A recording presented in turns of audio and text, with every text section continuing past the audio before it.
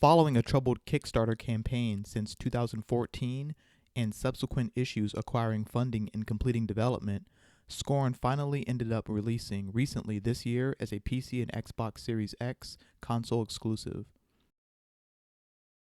Scorn boasts a remarkable art style influenced by the works of Swiss artist H.R. Giger, commonly known for his visual design on the Ridley Scott film Alien, as well as Polish painter Basinski.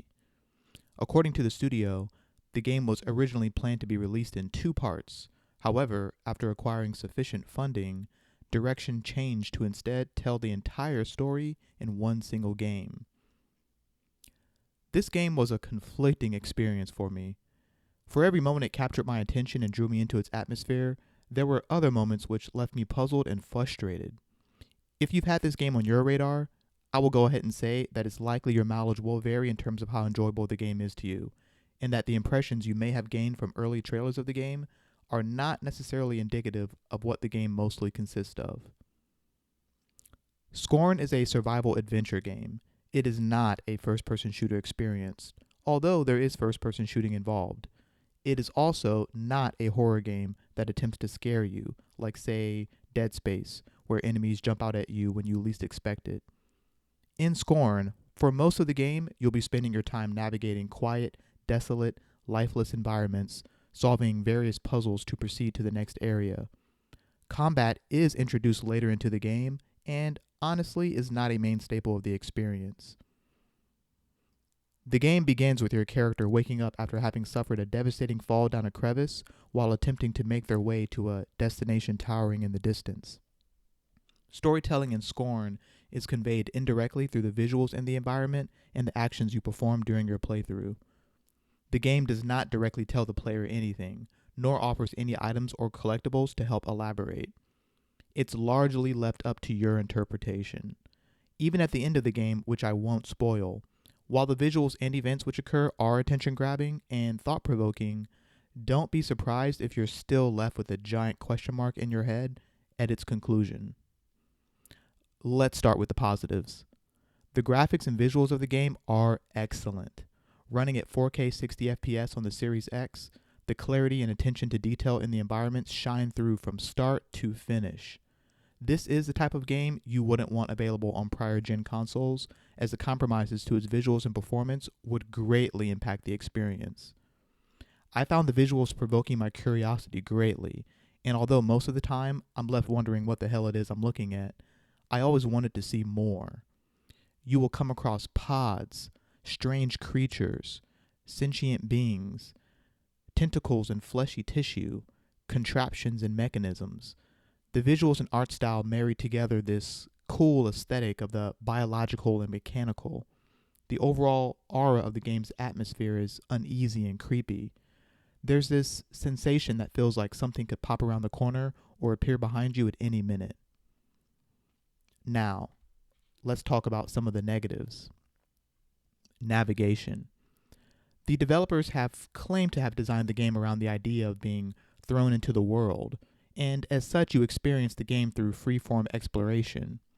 While I can understand their desired approach, I do think this leads to moments where many players, including at times myself, will get lost. The game provides little to no context on what your current or next objectives are at all, including any hints or nudges. As the player, you're expected to sort of naturally deduce this based on your observations of the environment around you. There is no map, and to make matters worse, many of the hallways and corridors in the game look very samey and don't always offer clear enough visual distinctions differentiating one area from the other. This leaves several moments where you may find yourself just wondering what you're even supposed to be doing.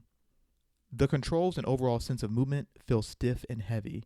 Operating the many devices throughout the game feels slightly clunky and not immediately as intuitive as they appear to be.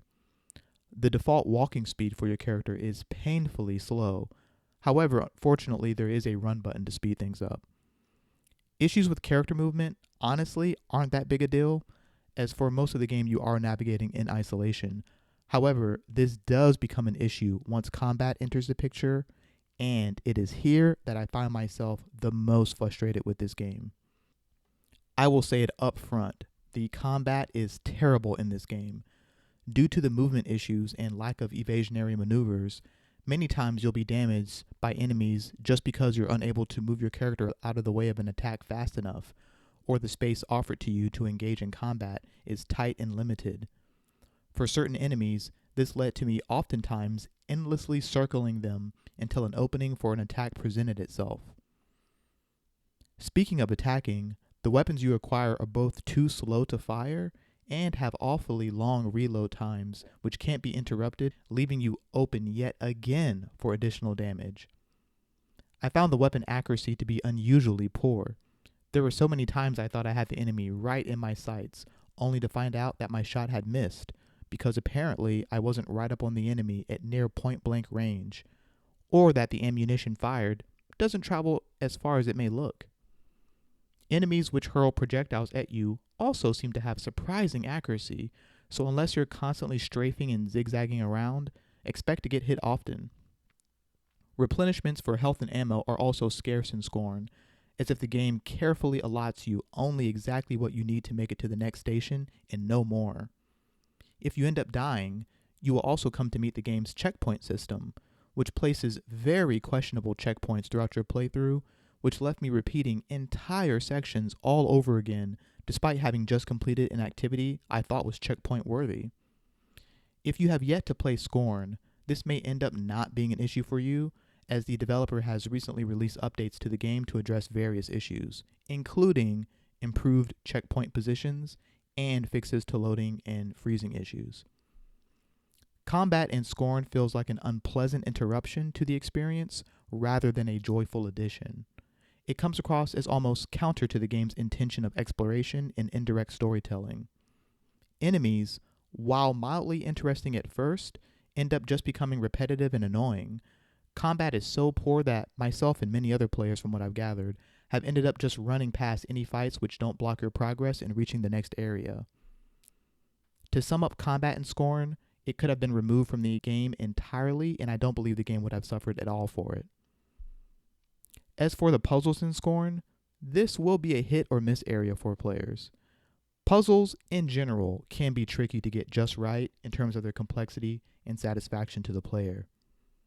Being no stranger to puzzles in games, I did find Scorn's approach to lean more on the complex side in my opinion, with puzzles being either too involved or obtuse without any clear clues on what is being asked, leading to troublesome blockers and an otherwise interesting short game experience. When I say short, Scorn is a game that can be completed rather quickly, within a day. My total playthrough time clocked in at around 5 hours, and while I would have liked to see more of its concepts explored in greater detail, I was glad it wasn't stretched out to be any longer than this, as I believe its existing issues would become even more magnified over, say, a 15 or 20 hour experience.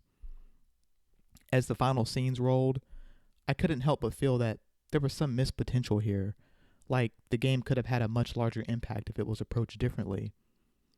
As for the question of who is this game for, I would say it's for anyone whose interest is strongly drawn to its atmosphere and aesthetic, who finds pleasure in indirect storytelling and the philosophical process attempting to make sense of a story, and who can tolerate unsatisfying combat and, at times, challenging puzzles in exchange for a chill, unusual visual experience. Thank you all for watching, and I hope you enjoyed the video. Please like and subscribe to the channel to get more content, and let me know in the comment section what your thoughts were on Scorn. That's all I have for today. Till next time.